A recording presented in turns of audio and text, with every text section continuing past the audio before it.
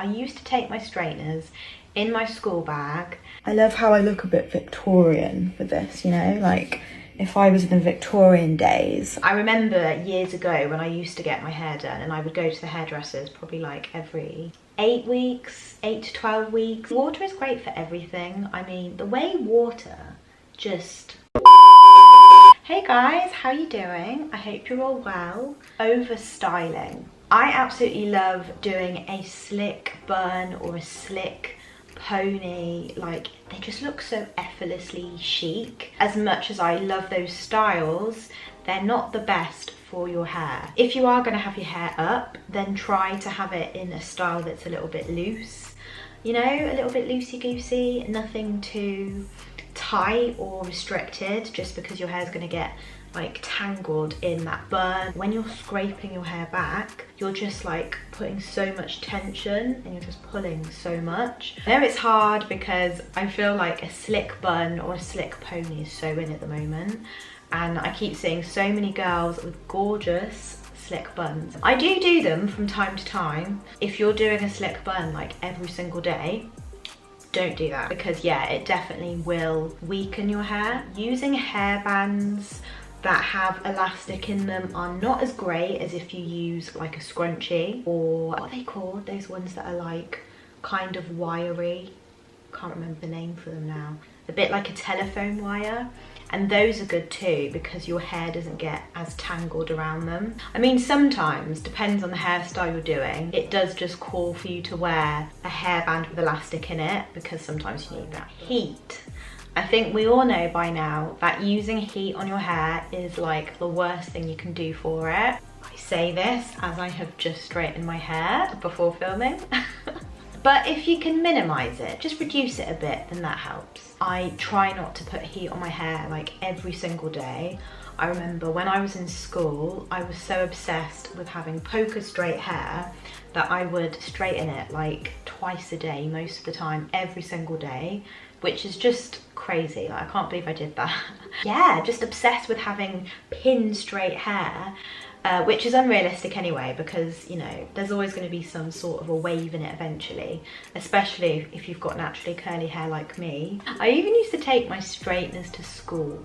I used to take my straighteners in my school bag, and then at lunchtime I would be there like straightening my hair. Oh my god, I was just so over the top. I have seen some people say as well things like, if you're gonna put heat on your hair, then put it on a lower setting. I actually think you should just put it on the setting that is gonna most effectively do what it needs to do for your hair. Because if you use, say you're using a straighteners and you use the temperature of like 150 degrees, which is like kind of low, then you're probably gonna need to straighten it again in the next however long. So I would much rather just put it on a higher setting to ensure that I've got what I need, and then I probably can go a longer period of time without doing it anyway. So yeah, I don't really agree with putting on like a really low amount of heat, unless your hair can be styled like that. But for me, like, I need to put on quite a high setting. There are so many styles that you can do without heat. I'm sure you guys have seen those styles on TikTok where people are using, well, I think they first started using like a dressing gown tie, and now they have these like, I don't know what you call them, but they're made of like material basically, and you like wrap your hair around them. I'm trying out this TikTok hair thing. I don't know what it's called, but it's supposed to make your hair nice and curly. I've already used it before, but on damp hair, and it worked on damp hair, but it was a little bit frizzy because my hair's naturally curly. So this time I'm trying it on dry hair. So let's see what happens. I love how I look a bit Victorian with this, you know, like if I was in the Victorian days, I would probably like have some sort of hairstyle like this.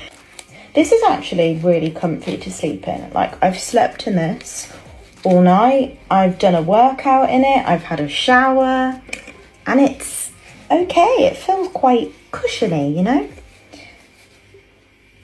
And that side.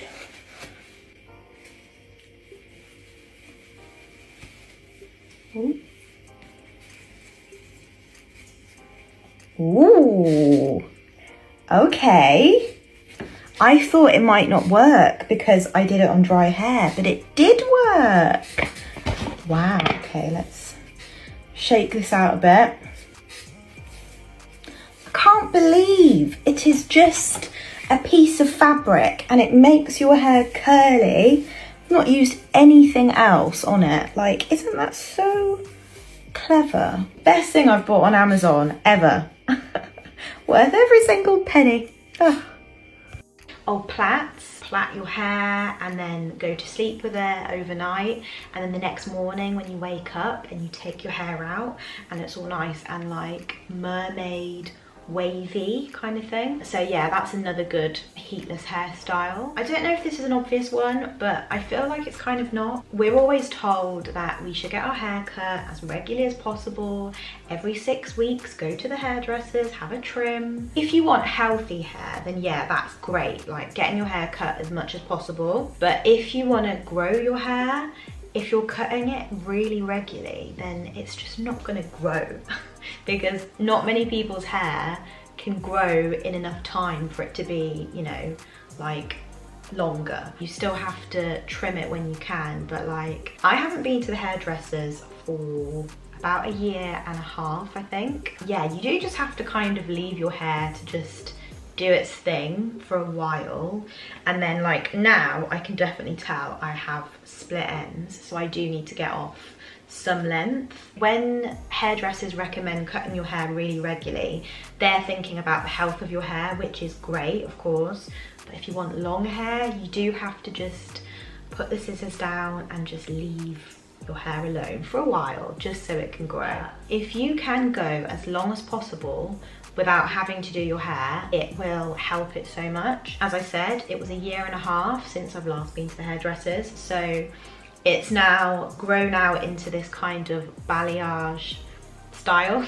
It's not really blended like a proper balayage, but it kind of still works. I remember years ago when I used to get my hair done and I would go to the hairdressers probably like every 8 weeks, 8 to 12 weeks to top up the bleach. If you can dye it in a way where you can just leave it for longer, so if that means having roots, then you might have to have some roots, because if you're not like a natural blonde and you have darker hair, if you're going to be touching up your roots every 6 weeks, it's just so bad for your hair. So you can still be blonde if you want, but maybe just have some sort of a style where it blends in like a balayage. Going for longer between hair washes is a good thing. Your hair's going to dry out more if you're washing it all the time, especially if you have naturally curly hair like me. If I was to wash my hair like every 2 or 3 days, like it would be even more dry than it is.